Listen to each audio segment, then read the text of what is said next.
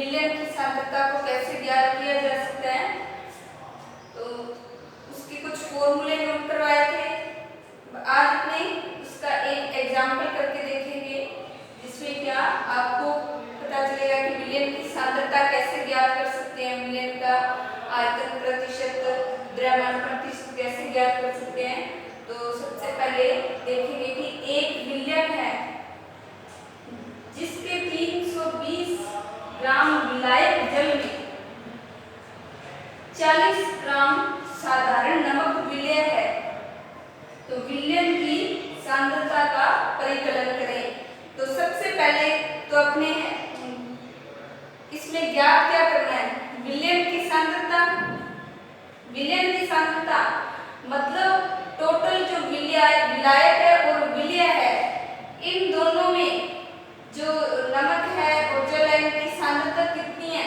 एक तरह से द्रव्यमान प्रतिशत हो गया, तो अपने को द्रव्यमान प्रतिशत ज्ञात करने का क्या फॉर्मूला लिखवाया गया, आपने नोट किया होगा। द्रव्यमान प्रतिशत निकालने के लिए क्या फॉर्मूला नोट करवाया था आपको, विलय की मात्रा यानी विलय पदार्थ उसका द्रव्यमान,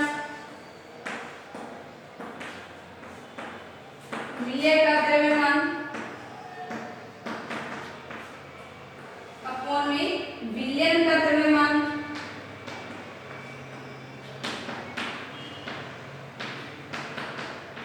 द्रव्यमान में 100। तो यहाँ पर आप देखेंगे विलय क्या है, विलय क्या है, साधारण नमक यानी NaCl है। इसकी कितनी मात्रा दे रखी है, 40 ग्राम।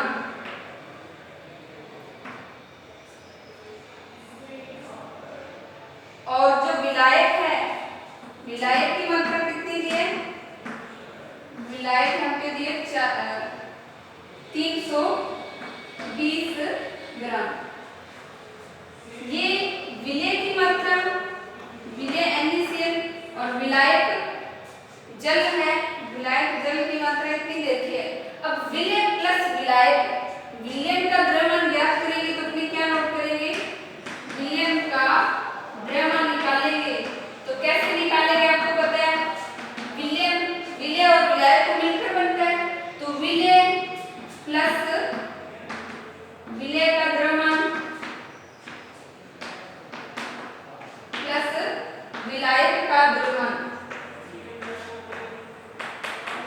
मास यानी द्रव्यमान।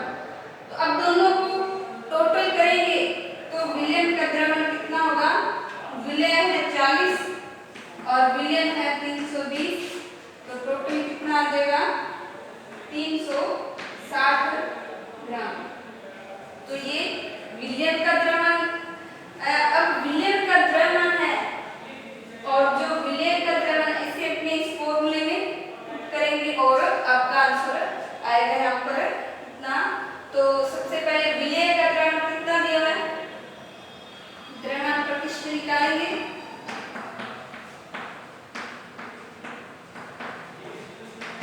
विलय का द्रव्यमान 40 है, अपोन में क्या लिखेंगे 360 ग्राम इंटू 100। आपको बताए 100 जीरो से यहाँ पे 0 काटेंगे और उसके बाद में 400 में 36 का भाग देंगे,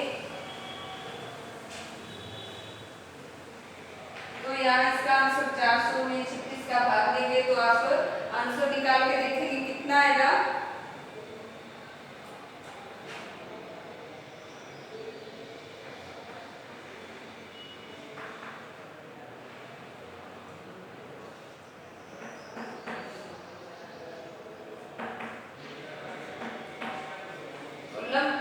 लगभग 11.1%, आगे भी हो रहा है। तो आपने क्या द्रव्यमान प्रतिशत कितना निकलेगा, 11.1%।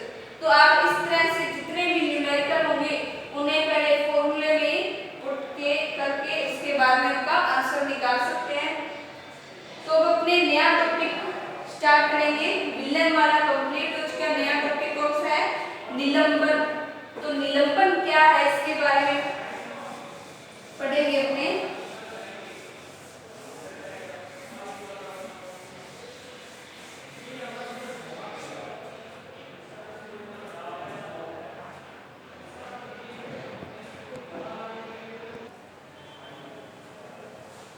फिर आगे नया टॉपिक नोट करेंगे निलंबन।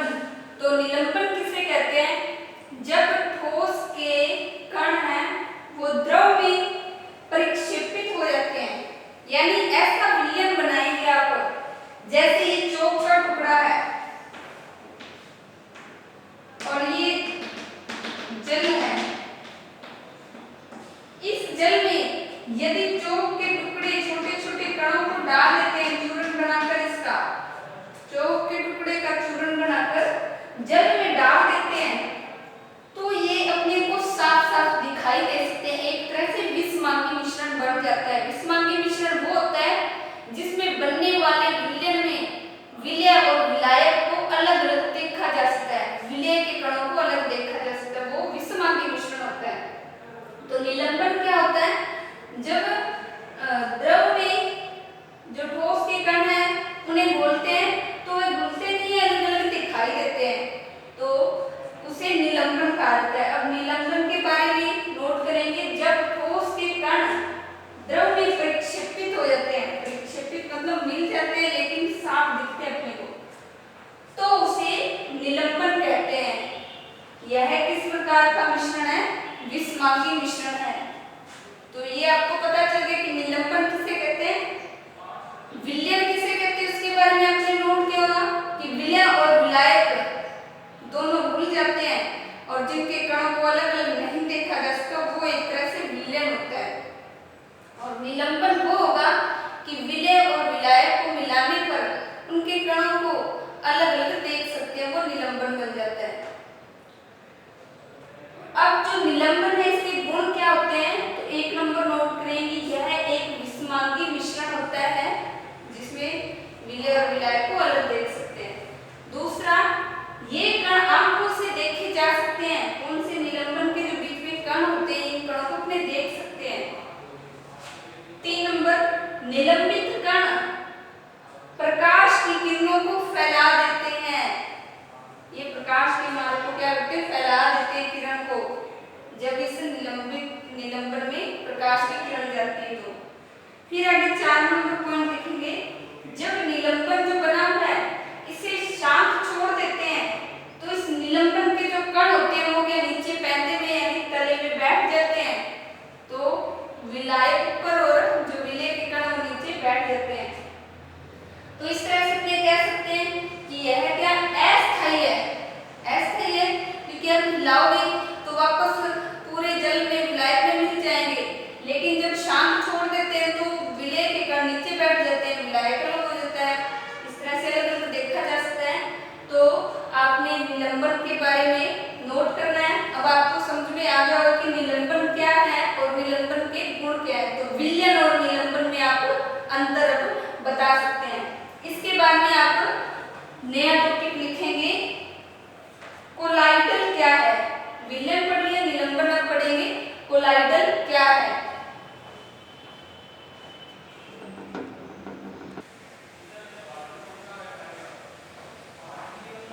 नोट करेंगे कोलाइडल विलयन या कोलाइड विलयन। तो कोलाइडल विलयन किसे कहते हैं?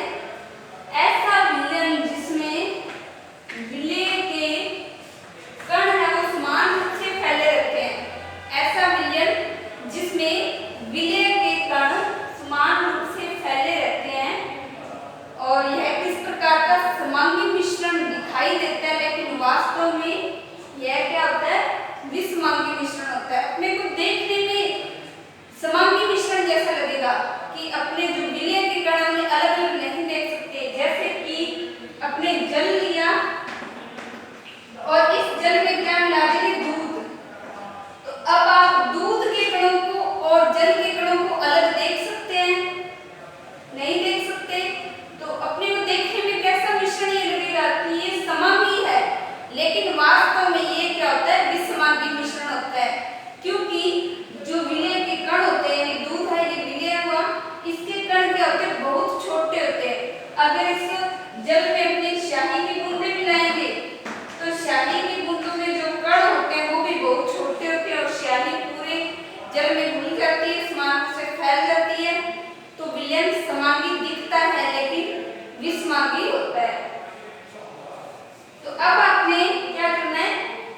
कोलाइट है इसके गुण क्या होते हैं, तो नोट करेंगे कोलाइट के गुणधर्म।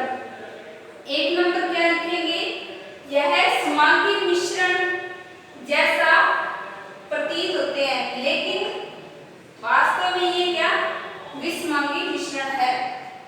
क्यों है विषमांगी मिश्रण, क्योंकि इसमें क्या अपने जो दूध के कण हैं और जो जल है इनको आप केंद्रण विधि से अलग कर सकते हैं और इन्हें साफ देख भी सकते हैं कि दूध के सफेद रंग के कारण ही जो जल है वो भी थोड़ा सफेद दिखाई देगा। सेकंड नंबर, इसके कण बहुत छोटे होते हैं जिन्हें हम आंखों से नहीं देख सकते, इसी कारण ये समांगी प्रतीत होता है। 3 नंबर, ये कण प्रकाश की किरणों को आसानी से फैला देते हैं और प्रकाश की किरणों का फैलना कौन सा प्रभाव कहलाता है, टिंडल प्रभाव।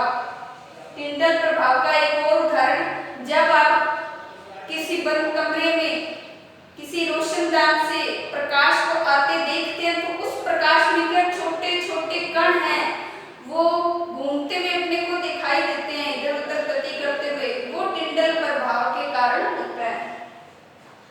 फिर अगला गुण इसका, इनके कणों को छानकर नहीं अलग कर सकते, कोई विशेष विधि लगाई जाती है, कौन सी अपकेंद्रण विधि है, उसके द्वारा विलय और विलायक को अलग कर सकते हैं। फिर आगे कोलाइट है, ये किस प्रकार का विलयन है, ये स्थायी प्रकार का विलयन है।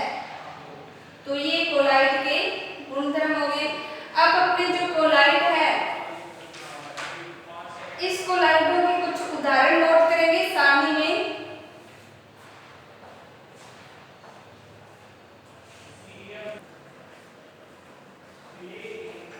अब आगे आप नोट करेंगे कोलाइट्स है, इसके कुछ सामान्य उदाहरण अपने कौन कौन से देखते हैं जिससे अपने को पता चलता है कि ये कोलाइडी विलयन है। तो जो प्रक्षिप्त प्रावस्था और परिक्षेपण माध्यम, प्रक्षिप्त प्रावस्था वो होगी जिसमें क्या बोला जाता है, प्रक्षेपण जो बोला जाए। तो अब प्रक्षिप्त प्रावस्था यदि द्रव लिया जाएगा, उस द्रव में क्या होगा, गैस के कण होंगे, तो वह किस प्रकार का कोलाइड विलयन है, वह एरोसोल प्रकार का है। उदाहरण एरोसोल के कोहरा, बादल, कुहासा यानी कोहरे जैसा प्रतीत होने वाला, तो द्रव में गैस के कणों का दिखना एरोसोल कहलाएगा। ठोस के कण होंगे, तो ठोस में क्या गैस मिली हो तो उसे क्या कहते हैं, उसे भी एरोसोल प्रकार कहेंगे। ठोस और गैस जब दोनों प्रक्षेपण और प्रक्षिप्त अवस्था में तो उसे एरोसोल कहते हैं। इसका उदाहरण धुआं, धुएं में ठोस भी होते हैं कण और गैस के भी कण होते हैं। फिर आगे यदि प्रक्षिप्त प्रावस्था गैस है और उसमें द्रव प्रक्षेपण प्रावस्था में है तो उसे फोम कहते हैं। फोम के उदाहरण शेविंग क्रीम है। शेविंग क्रीम में जो गैस है और द्रव इन दोनों के कण मिले होते हैं। फिर है द्रव और द्रव दोनों ही जब अवस्थाएं द्रव होती है मिले और विलायक के रूप में, तो उसे क्या कहते हैं, सोल प्रकार कहते हैं। सोल नहीं, उसे इमल्सन प्रकार कहेंगे। इमल्सन का उदाहरण क्या होगा, दूध। तो दूध में क्या जल के रूप में भी होता है उसमें और दूध भी, तो ये दोनों द्रव अवस्था में पाए जाते हैं। तो इसका एक और उदाहरण फेस क्रीम। फेस क्रीम में भी क्या द्रव प्रक्षिप्त प्रावस्था, प्रक्षेपण माध्यम भी द्रव होता है। फिर इसके बाद में है यदि प्रक्षिप्त प्रावस्था ठोस हो और परिक्षेपण माध्यम द्रव हो तो वह किस प्रकार का कोलाइडी विलयन है, सोल प्रकार का है। इसका उदाहरण मैग्नीशियम मिल्क बोलेंगे, कीचड़ होगा तो उसमें सोल प्रकार का कोलाइडी विलयन होगा। फिर आगे गैस यदि प्रक्षिप्त प्रावस्था में और प्रक्षेपण माध्यम यदि ठोस है तो उसे क्या कहते हैं, फोम प्रकार कहेंगे। फोम के उदाहरण फोम, रबड़, स्पंज, प्यूमिस, ये उदाहरण किसके हैं, फोम के हैं। तो फोम में क्या होता है, गैस और ठोस इनके कण मिले होते हैं। फिर यदि द्रव द्रव, प्रक्षिप्त प्रावस्था और प्रक्षेपण माध्यम ठोस है, तो वह किस प्रकार का कोलाइडी विलयन है? ये कोलाइडी विलयन के प्रकार है।